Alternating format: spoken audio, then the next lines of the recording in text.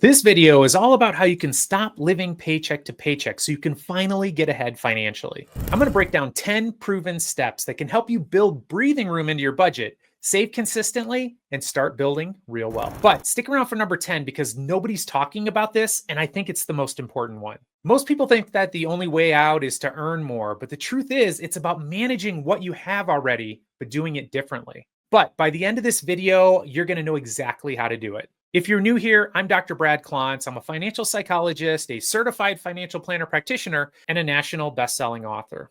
I study why we do what we do when it comes to money, but more importantly, how to rewire your brain for wealth. So if you want to transform your relationship with money, subscribe, hit the like button, and turn on notifications so you don't miss a video. But before we get into this, let me be clear. This is for educational purposes only. It's not personal financial advice. I don't know you personally. I don't know what would work best for you given your unique situation. So before you make any big financial decisions, I strongly recommend you talk with a financial professional. Now, with that out of the way, let's get into it. Step number 1, you need to understand why you're stuck in the cycle. If you don't understand the psychology behind why you're living paycheck to paycheck, you're never going to escape it, no matter how much money you make. Here's the truth. Living paycheck to paycheck isn't just a money problem. It's a mindset problem. Financial psychologists call this a present bias. It's the mental trap where your brain craves short-term rewards over long-term security. It's why an $8 coffee or a last-minute Amazon splurge feels really good now, even when rent is due next week. But this isn't just a bad habit.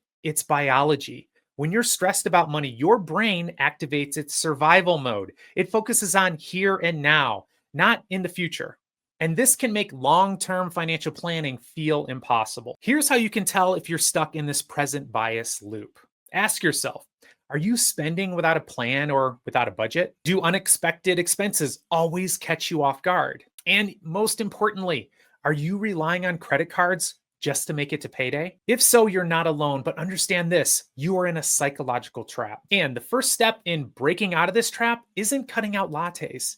It's awareness. You really have to understand the internal forces driving your decisions before you can actually change them. But the good news is, once you identify that you're stuck in this trap, you can escape it. And I'm going to show you how to do it. Step 2, track every dollar you spend. You can't fix what you don't measure. And right now, your money might be disappearing without you even noticing it. Most people think they know where their money's going, but studies show that we drastically underestimate our daily spending, especially on these small habitual purchases. Financial psychologists have referred to this as spending blindness. It's where your brain literally tunes out the money you're spending, often because it feels routine or insignificant. But those $5, $10, $20 habitual transactions, they add up. And before you realize it, you could be in big trouble. But here are 3 tips to help you wake up and take control. Number 1, use a budgeting app. Use a spreadsheet or even a notebook. Number 2, track every single dollar you spend for the next 30 days.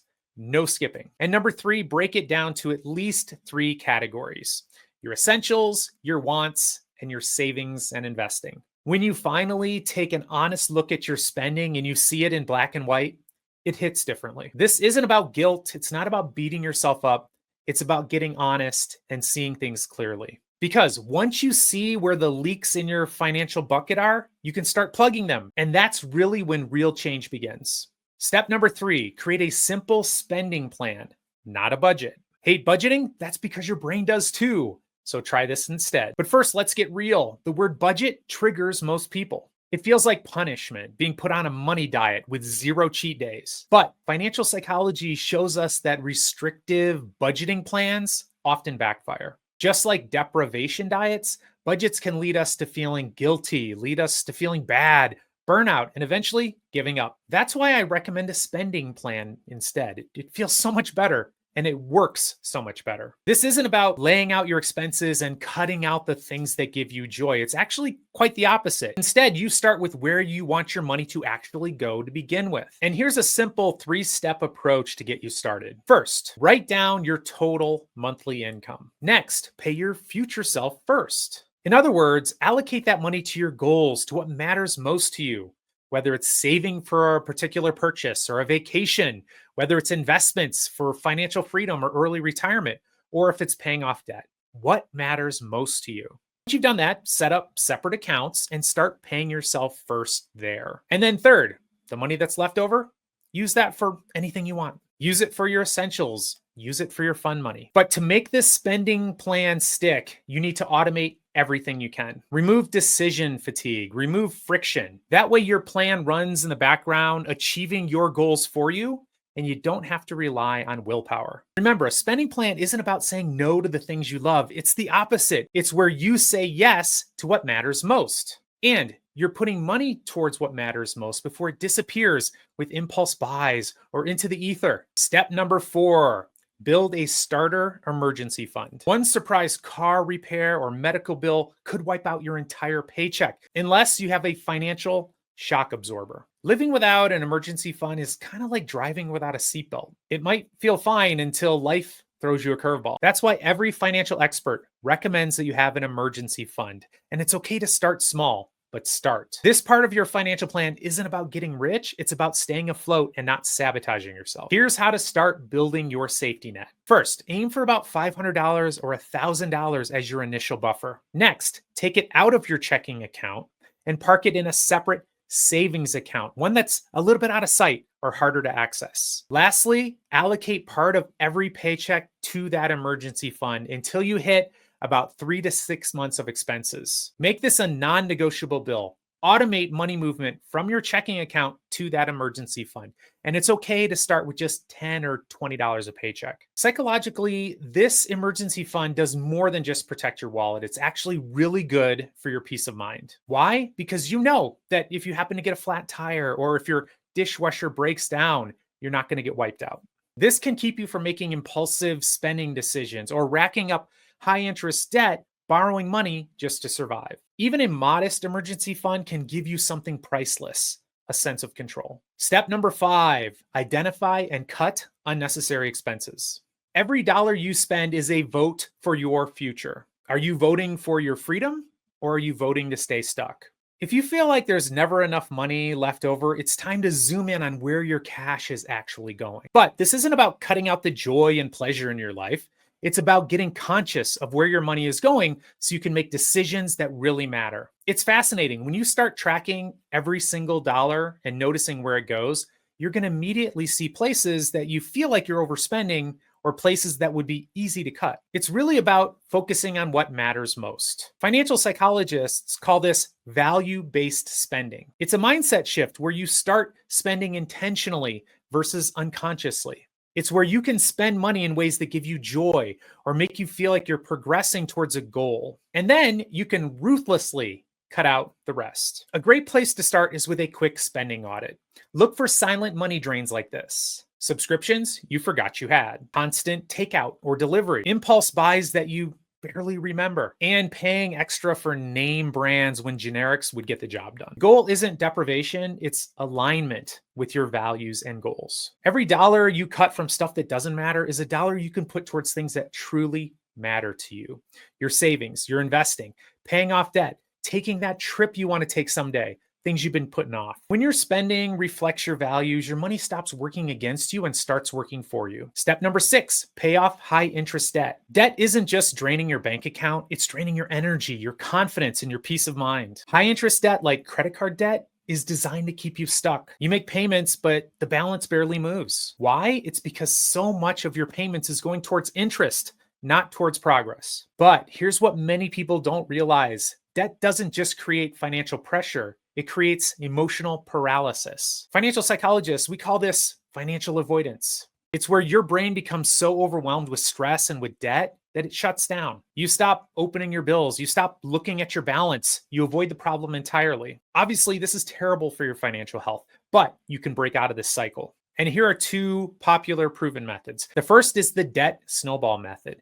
This is where you line up your debts and you pay off the smallest one first and then move on to the next biggest one. This will help you build momentum and will give you that sense of early success. The second approach is called the debt avalanche approach. This is where you pay off the highest interest debt first and then you move on to the next highest interest debt. Both of these methods have their pros and their cons, and it doesn't really matter which one you use as long as you choose one that keeps you moving forward.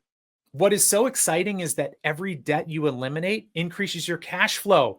It's going to lower your stress and it's going to give you a sense of control. Debt doesn't define you, but if you make the decision to look at it and to tackle it, that's how you reclaim your power. Step number 7, increase your income without burning out. You can only cut so much, but there's no cap on how much you can earn. Managing your expenses is very important, but it's definitely not the full picture. At some point, frugality, which is great, it hits a wall. And that's where income growth becomes your greatest wealth accelerator. But here's the key. You don't need to be working 24/7 to make it happen. You do need a strategic, sustainable income boost, one that fits your life, one that you can keep doing, and one that doesn't burn you out. And here are a few smart ideas to get you started. The first is negotiating a raise or promotion. The second, start a low stress side hustle. Many of these you can do by leveraging skills you already have, whether it's tutoring or freelancing or building a digital product. Lastly, think about decluttering for cash. Sell things you no longer need to build up some extra income. The psychological benefit to increasing your income is massive. Psychologists call it self-efficacy. This is your belief in your own ability to tackle problems, to make more money, and to manage things. And really, self-efficacy and building up that belief, it can change everything in your life. Because once you realize you have the power to increase your income, not just cut back on things, you're going to stop playing defense with your money and you're going to start playing offense with your life. Step number 8, automate savings and investing and bill payments. Willpower won't build wealth, but the right system is going to do it for you. If you're going to be relying on discipline and willpower to tackle your financial life, you're fighting a losing battle. And it's really not your fault. It's how your brain's wired. Automation is truly the most powerful tool to break the paycheck to paycheck lifestyle. Why? Because it removes the day-to-day decision making that drains our willpower and can keep us stuck. When your saving and investing and bill paying is automated, you don't have to think about it. The money moves before you even have a chance to spend it. And before you know it, you're crushing your financial goals. And here's how to build that automation into your system. First, schedule those automatic transfers into savings accounts or investing accounts based on your goals the moment your paycheck hits. Second, set up auto pay for those bills that you know are coming so you can avoid those late fees and stress. And last, use separate accounts. Don't just leave money in your checking account. It's all going to melt away unless you put it somewhere that really matters. Automation is really the set it and forget it way of building wealth. And it works because when your money goes off into your saving and investing and goal-based accounts before you see it, you're not going to be at risk of spending it all and then trying to invest what's left over. There's not going to be any left over. That's not the way our brains work. This way, you're saving and investing first around goals that matter most to you, and you're doing it with intention. The result, you're going to have less stress, you're going to have fewer mistakes, and you're going to crush your financial goals. Which brings us to step number 9, set clear financial goals. If your money doesn't have a goal, it's going to disappear, meeting someone else's goal. Without a clear destination, your finances will wander. You'll be working hard, earning money, but nothing will change for you. That's because money without purpose has no power. Behavioral psychology proves this. People are far more likely to achieve success on their goals if they're specific and measurable. This is why psychologists recommend using the SMART framework for goal setting. This is where your goals are specific, they're measurable, they're achievable, they're relevant to what matters most to you, and they're time sensitive. Here are a few examples of how you could use this when it comes to your financial goals. For example, let's say that you're going to save $1,000 in your emergency fund in the next 3 months, or you're going to pay off $5,000 in credit card debt by December 31st. Or you're going to save for a debt-free vacation by the end of the year. But don't stop at just thinking about these goals. Write them down. Break them into monthly checkpoints. Calibrate every aspect of that goal. Set up separate accounts based on those goals. And reinforce your wins along the way. Why?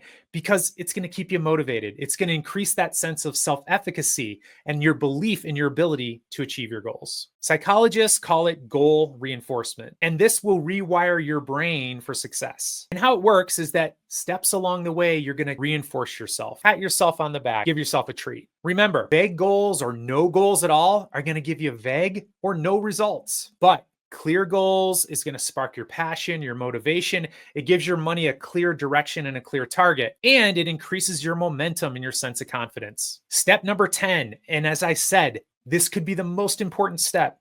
You need to reframe your mindset about money. If you don't change the way you think about money, you're going to stay stuck no matter how much money you make. You can follow every budgeting tip. You can increase your income and you can still feel broke. Why? because your mindset is the foundation of your financial security. In financial psychology, we call these deep-rooted beliefs around money scripts. They're the subconscious stories we tell ourselves about money that we often learned in childhood. And if you grew up hearing things like money doesn't grow on trees, or we can't afford that, or rich people are selfish, those kind of money scripts can silently sabotage your relationship with money for years. But here's how you can rewire your money story. First, identify the limiting beliefs you have around money and how they've hurt you. Be brutally honest. Then replace them with empowering, more accurate beliefs. Things like, I'm capable of building wealth, or money is a tool for freedom and for impact, or I deserve financial peace. And then finally, surround yourself with people, with books, with podcasts, with videos, with mentors who reinforce this new money mindset. Because here's the truth. Mindset isn't just fluff, it's neuroscience. If you're willing to take an honest look at your beliefs, and if you're willing to challenge some of those beliefs that have been tripping you up, you can retrain your brain for wealth. If you change your money mindset, you will absolutely change your financial future from the inside out. Hey, if you found these tips helpful, hit the like, subscribe, and share this video with someone you care about. But before you go, I want to hear from you. What's your biggest challenge when it comes to breaking the paycheck to paycheck cycle? Drop a comment below and let's talk about it. Your future self will thank you. Let's make it happen.